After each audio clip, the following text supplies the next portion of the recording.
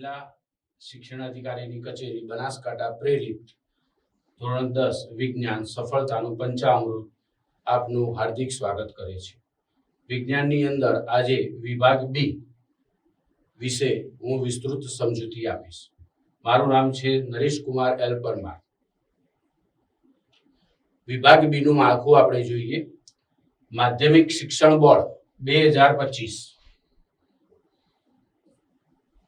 ની બ્લુપ્રિન્ટમાં દર્શાવ્યા પ્રમાણે વિભાગ બી ની અંદર પ્રશ્ન ક્રમાંક 25 થી 37 એમ કુલ 13 પ્રશ્નો પૂછાય છે। વિભાગ બી માં 13 પ્રશ્નોમાંથી વિદ્યાર્થીઓએ કુલ 9 પ્રશ્નો 40 થી 50 શબ્દોની મર્યાદામાં જવાબ લખવાના હોય છે। દરેક પ્રશ્નનો 2 ગુણ હોય છે। આમ વિભાગ બી માં કુલ 13 પ્રશ્નોમાંથી વિદ્યાર્થીઓએ 9 પ્રશ્નો લખવાના હોય છે અને આમ વિભાગ બી કુલ 18 ગુણનો થાય છે। વિભાગ બી માં પ્રકરણ પ્રમાણે પૂછાતા પ્રશ્નો જોઈએ આપણે તો વિભાગ બી ની અંદર ટોટલ 1 2 3 4 5 6 7 અને 8 એટલે ટોટલ 8 પ્રકરણમાંથી જુદા જુદા પ્રકારના પ્રશ્નો પૂછાય છે।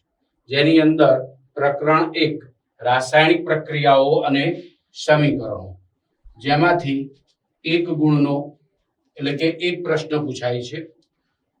પ્રકરણ નંબર 3 ધાતુઓ અને અધાતુઓ જેમાંથી 1 પ્રશ્ન પૂછાય છે જેના 2 ગુણ છે।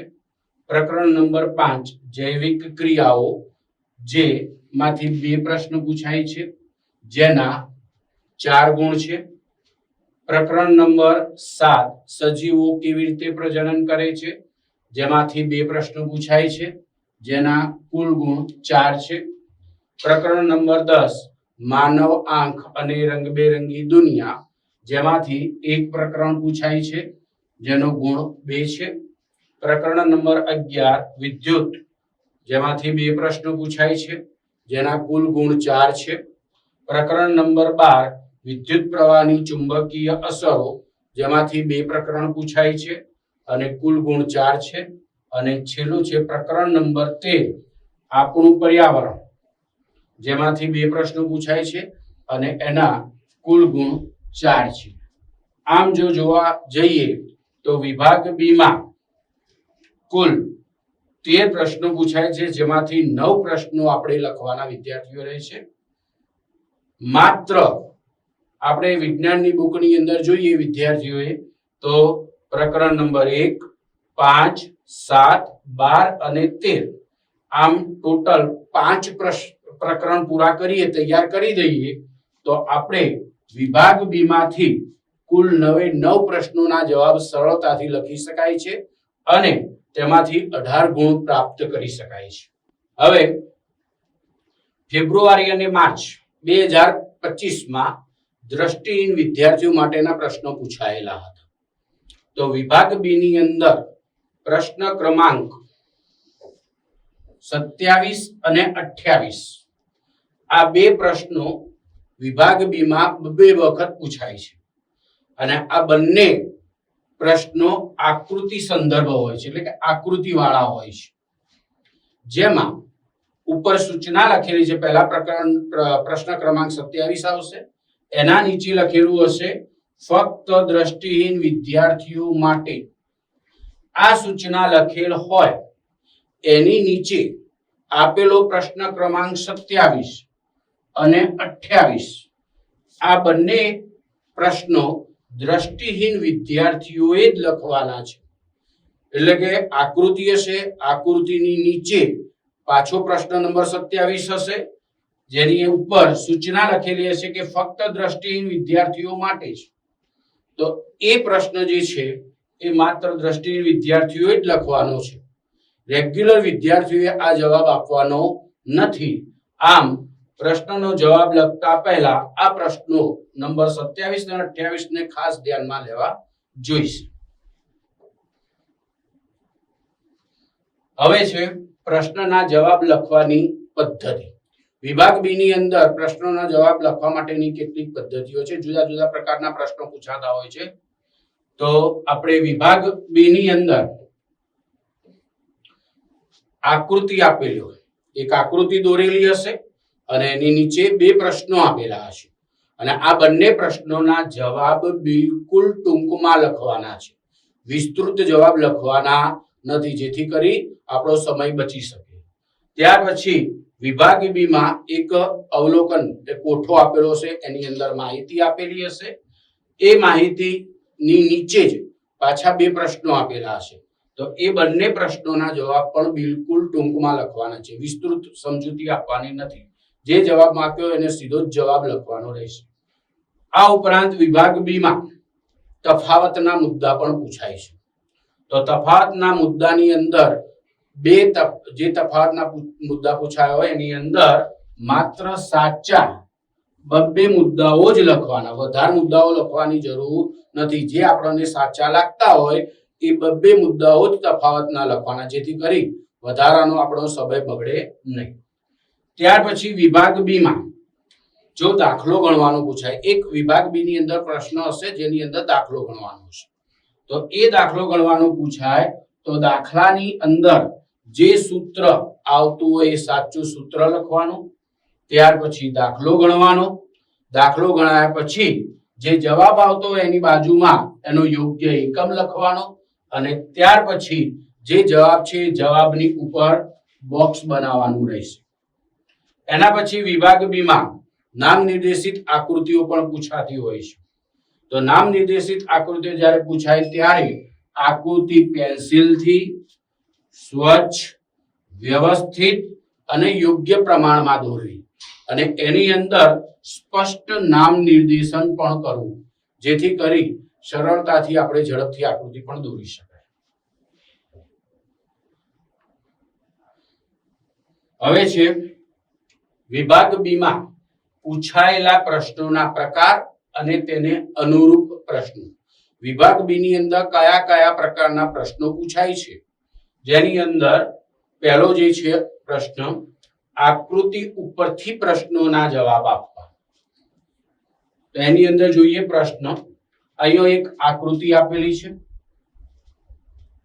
અને અહીંયા બે પ્રશ્નો આપેલા છે. તો એના જવાબ આપણે ટૂંકમાં લખવાના છે. પ્રશ્ન છે પહેલા આકૃતિ જોવાની, વ્યવસ્થિત વિચારવાની અને ત્યાર પછી પ્રશ્ન છે આકૃતિમાં દર્શાવ્યા પ્રમાણે રાસાયણિક પ્રક્રિયાનું નામ લખો. તો આકૃતિની અંદર કયા પ્રકારની રાસાયણિક પ્રક્રિયા આપી છે એ જોવાની અને ટૂંકમાં જ જવાબ લખવાનો, સૂર્યપ્રકાશની હાજરીમાં વિઘટન પ્રક્રિયા. બસ આટલું જ. આખી વિઘટન પ્રક્રિયા સમજાવવાની કોઈ જરૂર નથી. આમ ખાલી વિઘટન પ્રક્રિયા લખો અથવા સૂર્યપ્રકાશની હાજરીમાં વિઘટન પ્રક્રિયા લખો તો પણ સાચું રહેશે. ત્યાર પછી રંગ પરિવર્તન. તો જે ચાઇના ડીશ છે એની અંદર શું રંગ પરિવર્તન થાય છે જુઓ. તો સિલ્વર ક્લોરાઇડનો રંગ સફેદ હતો, તે સૂર્યપ્રકાશની હાજરીમાં કયો રંગ થાય છે? ભૂખરો. તો માત્ર એક જ લીટી લખવાની છે કે સિલ્વર ક્લોરાઇડનો રંગ સફેદમાંથી ભૂખરો થાય છે. તો આમ આકૃતિ પરથી પ્રશ્નોના જવાબ લખવાના થાય તો માત્ર એક એક લીટીમાં જ જવાબ એના લખી દેવાના, વધારે કોઈ લખાણ લખવાની જરૂર નથી, જેથી કરી સમય આપણો બચે. એના પછી તફાવત પ્રકારના પ્રશ્નો. તફાવત પણ અમુક વખત વિભાગ બી ની અંદર બે ગુણમાં પૂછાતા હોય છે. પ્રશ્ન છે કે તફાવતના બે મુદ્દાઓ લખો. તફાવત છે ધમની અને શિરા. તો આપણને ખબર છે તો કોઠો પાડી દેવાનો, ધમની શિરા. એના મુદ્દા બે જ લખવાના અને સાચા મુદ્દા લખવાના. ધમનીની અંદર જોઈએ તો હૃદયમાંથી શુદ્ધ રુધિર શરીરના અંગો તરફ લઈ જાય છે. એનાથી વિરુદ્ધ શિરામાં જોઈએ તો શરીરના જુદા જુદા અંગોમાંથી અશુદ્ધ રુધિર હૃદય તરફ લાવે છે. ધમનીની દિવાલ કેવી હોય? જાડી. શિરાની દિવાલ પ્રમાણમાં કેવી હોય? ધમની કરતા પાતળી. ધમનીની અંદર રુધિર દબાણપૂર્વક વહેન થાય છે, શિરાની અંદર રુધિર ઓછા દબાણે ઉત્પન્ન. અહીંયા આપણે 3 મુદ્દા લખેલા છે, પરંતુ પરીક્ષાની અંદર માત્ર 2 મુદ્દા લખો તો પણ ઘણું છે. 2 મુદ્દા લખવાની જરૂર છે. આમ ઉપરોક્ત 3 માંથી કોઈ પણ તફાવતના 2 સાચા મુદ્દા લખવા, વધારે લખાણ લખવાની જરૂર નથી. એના પછી છે વર્ગીકરણ પ્રકારના પ્રશ્નો. વિભાગ બી ની અંદર વર્ગીકરણ કરવાનું પણ એવા પ્રશ્ન આવે છે, જેની અંદર પ્રશ્નો જોઈએ કે નીચે આપેલા નિવસન તંત્રનું સ્થળજ એટલે કે જમીન ઉપરનું નિવસન તંત્ર અને જલીય એટલે પાણીનું નિવસન તંત્રમાં વર્ગીકરણ કરો. નીચે આપેલા છે જંગલ, બગીચો, માછલીઘર અને સમુદ્ર. તો આપણને બે જ લીટીની અંદર એનો જવાબ લખવાનો, વધારે કોઈ લખવાનું નિવસન તંત્રની વ્યાખ્યા કે સ્થળ નિવસન તંત્ર એ વ્યાખ્યા કે કશું લખવાનું નથી. આટલું લખવાનું કે સ્થળ નિવસન તંત્ર જેમાં શું આવે, જમીન ઉપર તો જંગલ અને બગીચો. જલીય નિવસન તંત્ર સમુદ્ર અને માછલીઘર. ખાલી આટલું લખવાનું, આટલું લખો એટલે બેમાંથી 2 ગુણ પ્રાપ્ત થઈ શકે. વિભાગ બી ની અંદર એક દાખલો ગણવાનો પણ પ્રકારનો પ્રશ્ન પૂછાય છે.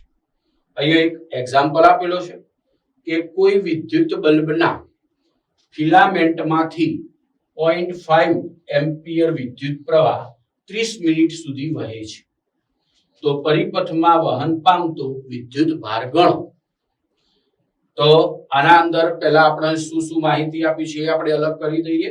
તો આપણને પહેલા વિદ્યુત પ્રવાહ I આપેલો છે, જેનું મૂલ્ય છે 0.5 એમ્પિયર.